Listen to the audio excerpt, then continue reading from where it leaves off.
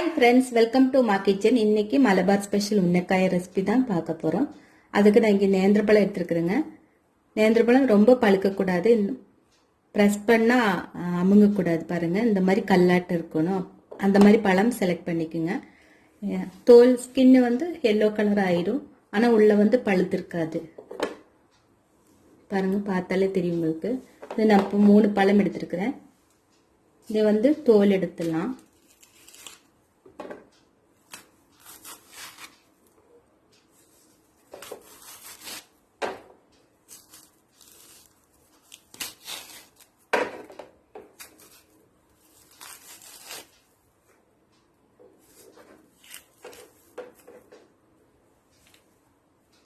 இந்த மாதிரி நாரெல்லாம் இருக்கும் இல்லைங்களா, அதெல்லாம் எடுத்துடலாம்.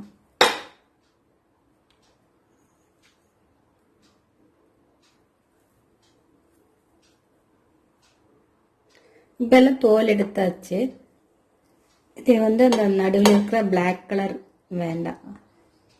இந்த மாதிரி நம்ம பழம்பொரிக்கெல்லாம் கட் பண்ண இல்லைங்களா, அந்த மாதிரி கட் பண்ணிக்கோங்க.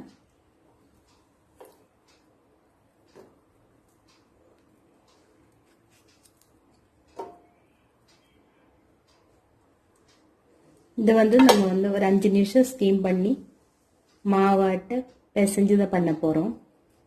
இந்த சென்டர் போர்ஷன் வேண்டாம், இந்த பிளாக் கலர் இருக்கு இல்லைங்களா, அது வேண்டாம்.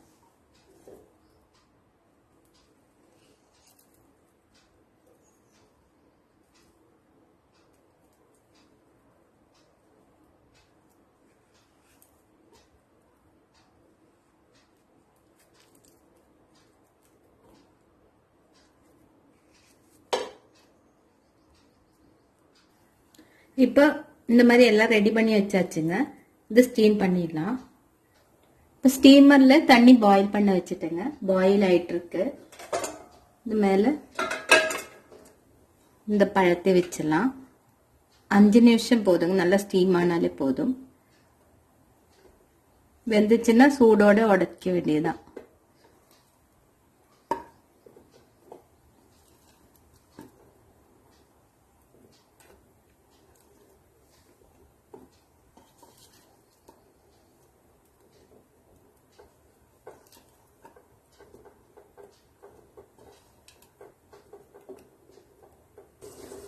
இதை மூடி வச்சுக்கலாம். 5 நிமிஷம் கழிச்சு திறந்து பார்க்கலாங்க. இது ரெடியா இருக்குள்ள நம்ம வந்து உள்ள ஸ்டஃப் பண்றதுக்காக ஸ்டஃபிங் ரெடி பண்ணிடலாம். இப்போ ஒரு பேன் வச்சிருக்கேங்க. இதுல 1 டீஸ்பூன் கீ ஊற்றிடலாம். 1-1.5 ஸ்பூன் ஊற்றிடலாம்.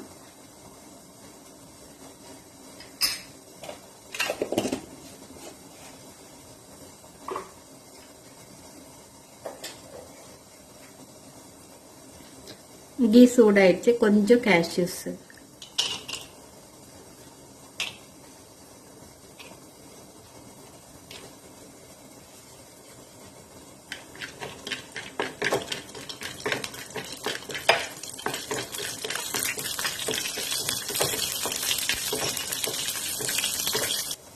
இப்போ கேஷ்யூ நல்லா ஃப்ரை ஆயிடுச்சு. இந்த திராட்சையை உள்ள போட்டுடலாம்.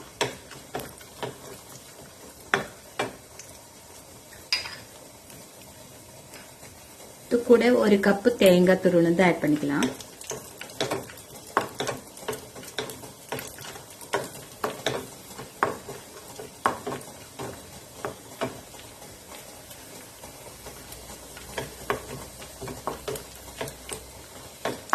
இப்போ திராட்சையும் நல்லா பொரிஞ்சிச்சு. தேங்காய் ஆட் பண்ணிக்கிறேங்க.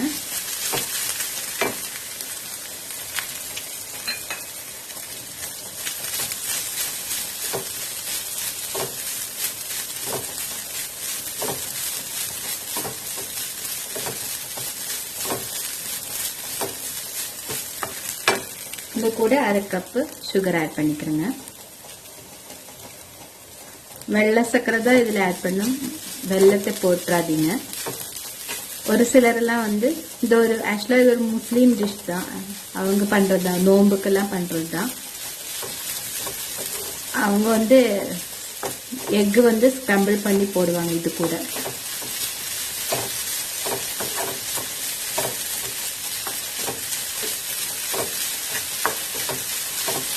இப்போ இது ரெடி ஆயிடுச்சு, மாற்றி வச்சுக்கலாம். கொஞ்சம் ஆறட்டும். இப்போ நம்ம வந்து பழம் ரெடி ஆயிடுச்சான்னு பார்க்கலாங்க.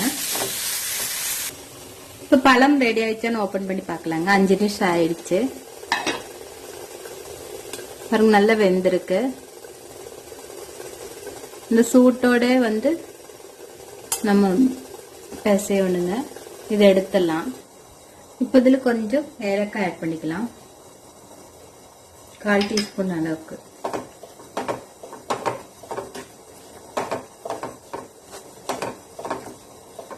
இது ஒரு பாத்திரத்துக்கு ட்ரான்ஸ்ஃபர் பண்ணிக்கலாம்.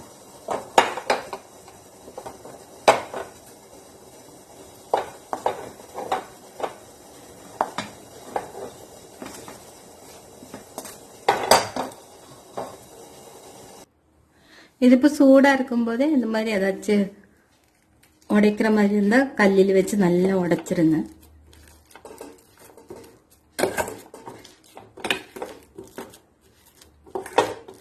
நல்லா ஸ்மாஷ் பண்ணணும். நம்ம சப்பாத்தி மாவெல்லாம் பிசைஞ்சு அந்த மாதிரி இருக்கும், அந்த மாதிரி வரணுங்க.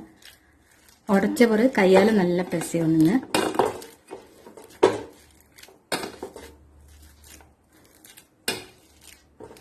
சூடாக இருக்கும்போதே உடைச்சோம்னா நல்லா உடஞ்சிரும், ஸ்மாஷ் ஆகிடுங்க.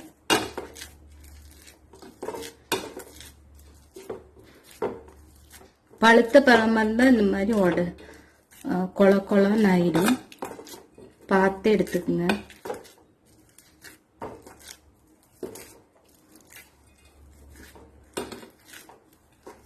பழம் வந்து அரை பதத்துக்கு பழுத்தா போதும்.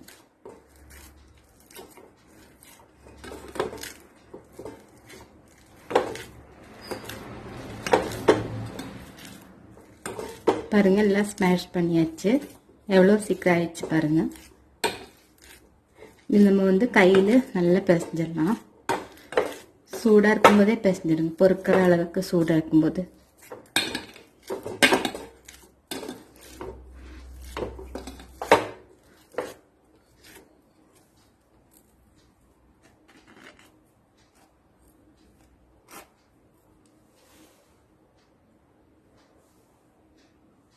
இப்போ ரெடி ஆயிடுச்சு, நம்ம பிசைய ஆரம்பிச்சிடலாம். சின்ன கட்டியெல்லாம் இருந்தால் கையால் இப்படி உடச்சி விட்டுருங்க. இந்த மாதிரி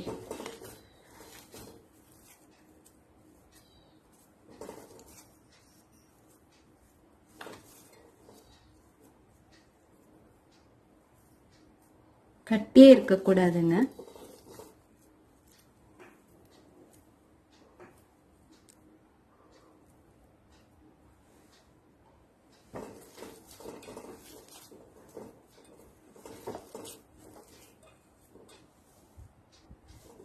பாருங்க, இந்த மாதிரி பிசைஞ்சாச்சுங்க.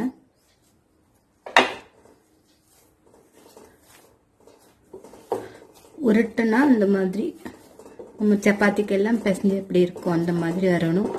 பாத்திரத்துலேயும் ஒட்டக்கூடாது. பாத்திரம் பாருங்க எவ்வளோ நீட்டாக இருக்குன்னு.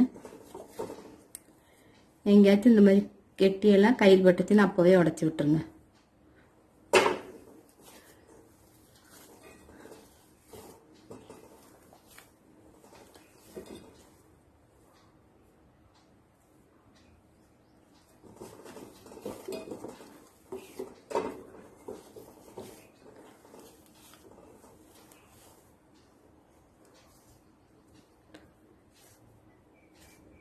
இந்த மாதிரி தட்டுறக்க வரணும் நம்மளுக்கு. இன்னும் பிசைஞ்சிடலாம்.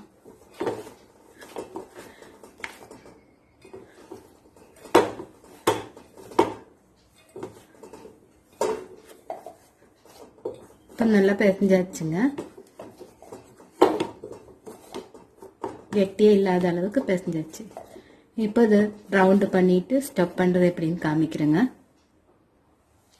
பாருங்க, இந்த மாதிரி நல்லா சாஃப்டாக பிசைஞ்சு வச்சாச்சு. இப்போ கொஞ்சம் கையில் எண்ணெயோ நெய்யோ தடவிட்டு நம்ம பண்ண ஆரம்பிச்சிடலாம். இப்போ இதுலேருந்து கொஞ்சம் மாவு எடுத்துடலாம். சாரி, அந்த பழம்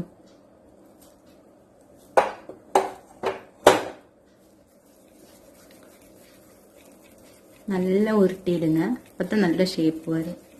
அதில் அழுத்தி உருட்டிடுங்க.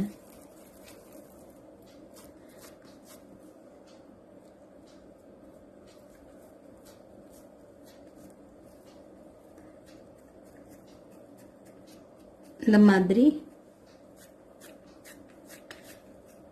ஒரே திக்னஸ்ல நல்லா பரப்பி விட்டுருங்க.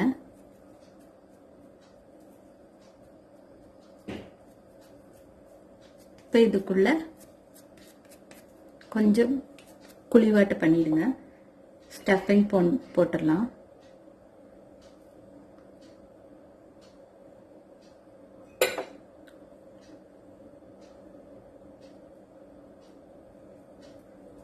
நல்லா அழுத்திடுங்க.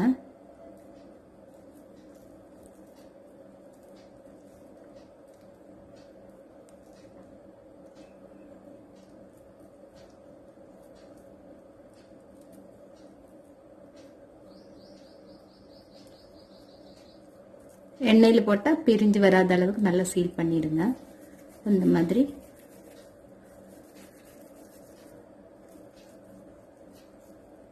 ஷேப் எடுத்துருங்க.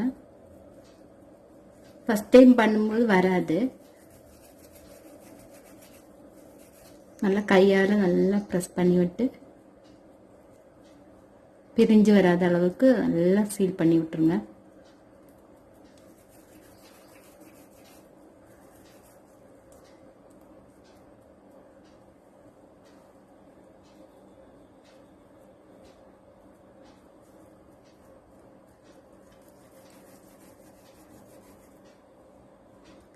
இது ஒரு 1/2 அன் ஹவர் ஃப்ரிட்ஜில் வச்சுருங்க. ஃப்ரீசரில் வைக்க வேண்டாம், ஃப்ரிட்ஜில். அப்போ கெட்டி ஆகிடும், நம்மளுக்கு பொரிக்கிறதுக்கு ஈஸியாக இருக்கும். இந்த மாதிரி எல்லாமே பண்ணிவிட்டு உங்களுக்கு காமிக்கிறேன். இதை ரெடி பண்ணி 1/2 மணி நேரம் ஃப்ரிட்ஜில் வச்சு எடுத்து வச்சாச்சுங்க. இது பொரிக்க ஆரம்பிச்சிடலாம். இப்போ ஒரு பேன் வச்சு எண்ணெய் ஊற்றி வச்சுருக்குறேங்க பொரிக்கிறதுக்காக. ஆயில் வந்து ரொம்ப ஹீட் ஆக வேண்டாங்க, ஏன்னா பழம் வந்து நம்ம ஆவியில் பாயில் பண்ணதான். கொஞ்சம் ஜஸ்ட்டு பொரிஞ்சாலே போதும்.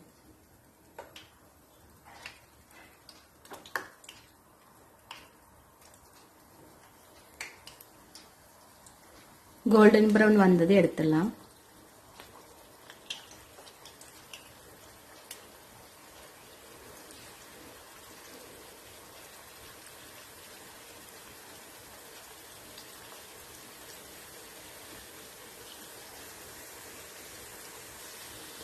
கலர் திருப்பி போட்டாச்சுங்க.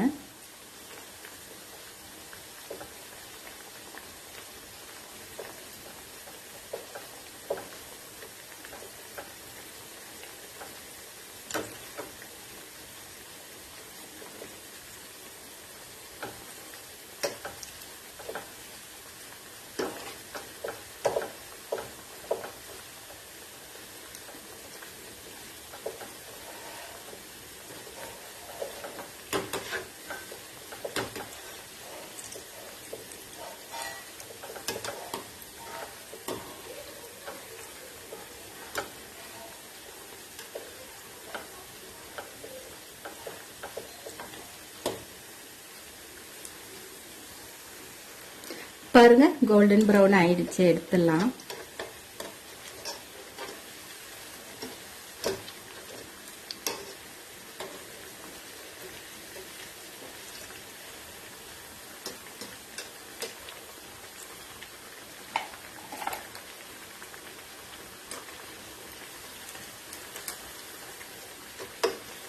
ரொம்ப வச்சிருந்தாலும் தீஞ்சிரும்.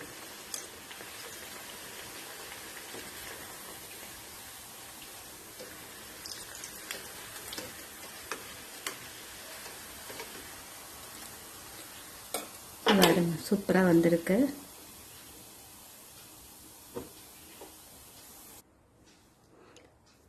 பாருங்க, எண்ணெயெல்லாம் குடிக்கவே இல்லை, நல்லா வந்திருக்கு. எல்லாரும் செஞ்சு பார்த்துட்டு உங்க கமெண்ட்ஸ் எனக்கு மறக்காம சொல்லுங்க. இந்த வீடியோ பார்த்ததுக்கு ரொம்ப ரொம்ப தேங்க்ஸ்.